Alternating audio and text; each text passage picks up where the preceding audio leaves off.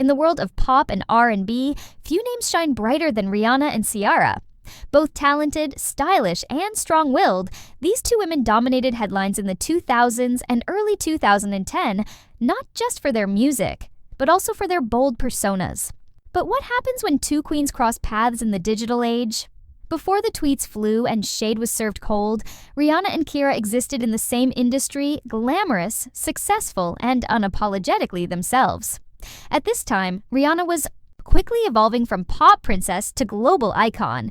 Hits like Only Girl and What's My Name were topping charts, and her fashion sense was being hailed as edgy and trend-setting. Meanwhile, Ciara, with her smooth vocals and jaw-dropping dance moves, was carving her own lane in R&B. She had built a reputation for being a fierce performer, with chart toppers like Goodies and Like a Boy under her belt. Though their genres overlapped at times and their fanbases occasionally collided, there was no visible drama yet. But behind the scenes, there were whispers in the entertainment world, subtle competition, style comparisons, and mutual appearances at industry events where, according to insiders, the vibes weren't exactly friendly. Still, nothing had spilled into the public. The world didn't expect that one casual remark on TV would ignite a firestorm on social media. But it did. And that one moment became a pop culture flashpoint that fans still talk about more than a decade later. It all started with a single sentence innocent to some, shady to others. The year was 2011, and Ciara appeared on E's hit fashion commentary, Show Fashion Police, hosted by the ever-bold Joan Rivers. During a segment about red carpet appearances, Ciara was asked about Rihanna, and that's when she said it. Calmly, without any dramatic flair, Ciara commented, "I ran into her recently at a party, and she wasn't the nicest. Boom." That's all it took. In the world of celebrity media, especially in the early days of viral Twitter drama, a line like that was enough to launch 1,000 think pieces. Viewers instantly caught on. Was Ciara throwing shade? Was she being honest? Or was it just a poorly phrased moment that snowballed into chaos? Regardless of her intentions, the internet lit up. Screenshots of the clip spread like wildfire, and before long, it had reached Rihanna herself. Now, if there's one thing Rihanna's known for outside her music, it's her no-holds-barred clapbacks. She doesn't let things slide, especially not when someone questions her character. So, naturally, she responded the way only Rihanna could. With a tweet. Did I forget to tip you? That single tweet set the internet ablaze. It was cutting, sarcastic, and very public. Suddenly, what had been a throwaway TV comment became a full-blown celebrity Twitter war. Fans couldn't believe what they were seeing. Two major artists trading shots in real time, with millions watching from behind their screens. What made it even more explosive was how relatable it felt. Everyone's witnessed online drama before, but this was Rihanna and Ciara, global superstars, engaging in the same kind of digital beef we're used to seeing from random influencers. And so the battle lines were drawn. Team Ciara versus Team Rihanna. Respect versus wit. Class versus clapback culture. The Twitter beef was no longer just about a party, it became a cultural moment. Once Rihanna fired that infamous, "Did I forget to tip you?" tweet, Ciara didn't back down. Within moments, she clapped. Back with, "Trust me, Rihanna, you don't want to see me on or off the stage." That was it. What had started as a light jab now turned into a full-on social media standoff. The internet exploded. Hashtags trended, fan bases clashed, memes were born, comment sections filled with people taking sides, some calling Ciara classy for confronting the issue directly, others cheering on Rihanna's unapologetic attitude. And in the center of it all were two incredibly talented women, now facing off like modern-day gladiators, but with 280 character weapons. Rihanna, never one to miss a beat, responded yet again, this time with a more direct and petty tone. Good. Luck with booking that stage you speak of. That one stung, and it hit headlines fast. Media outlets began spinning the narrative. Rihanna, the unbothered global superstar, mocking Ciara's slightly dimmer spotlight. Ciara, standing her ground, seen as taking the high road, at least in tone.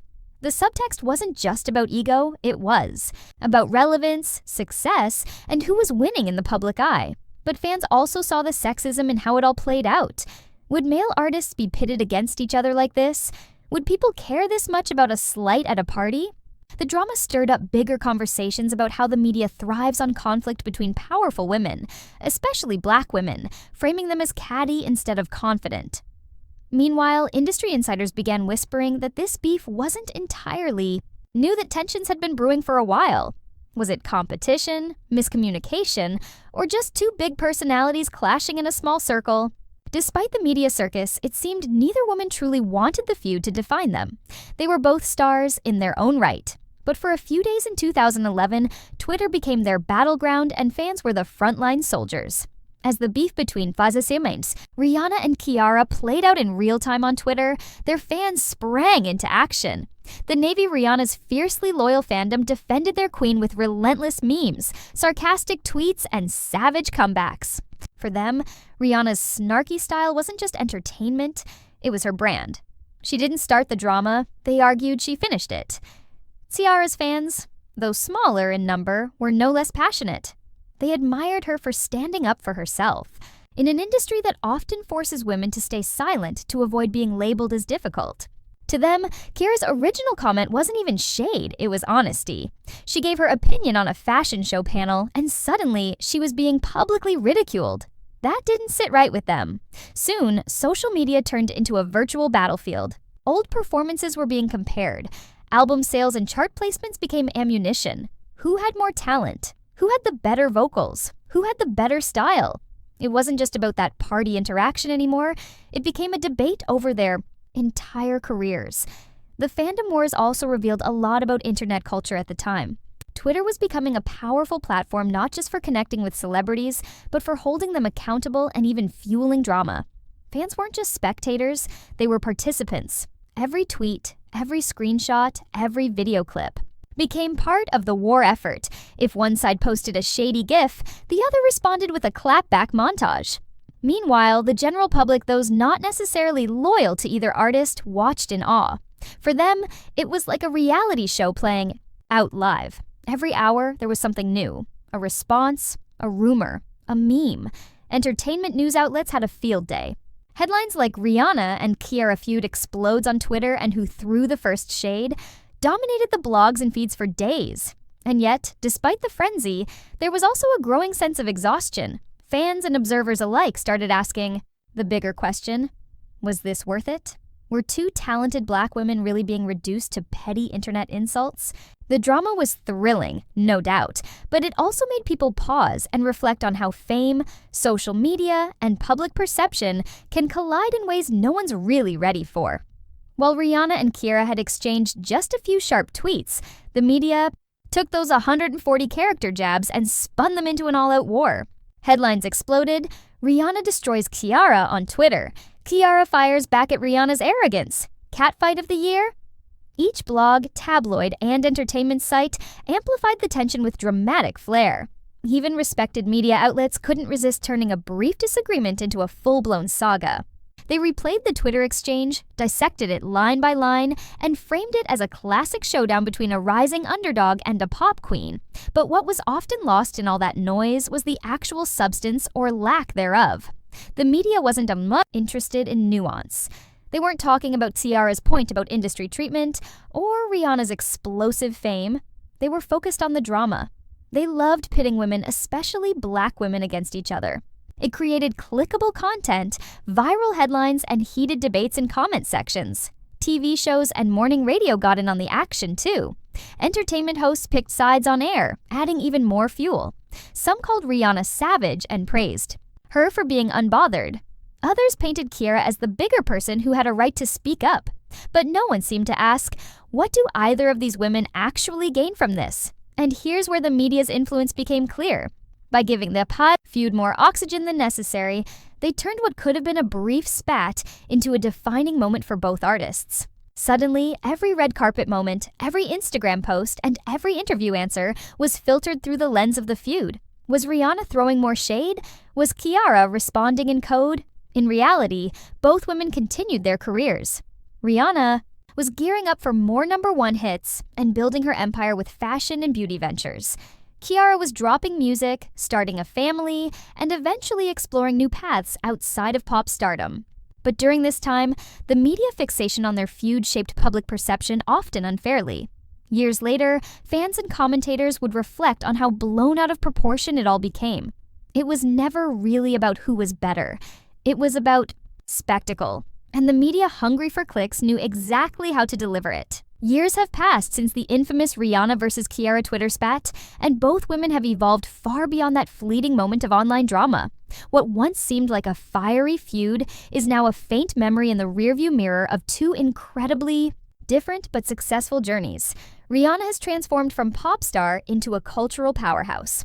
Her Fenty empire redefined beauty and fashion standards, making inclusivity the new norm. From the Super Bowl halftime show to becoming a mother, Rihanna has shown the world that she's more than a hitmaker, she's a mogul. She rarely entertains public feuds anymore. If anything, she's elevated beyond the noise, moving with a quiet confidence that signals growth and maturity. That bold, unfiltered energy that once clapped back on Twitter, it now fuels business innovation and global influence. Ciara, too, has flourished in her own way. She leaned into motherhood, love, and wellness, marrying NFL star Russell Wilson and building a brand centered around empowerment, fitness, and personal evolution.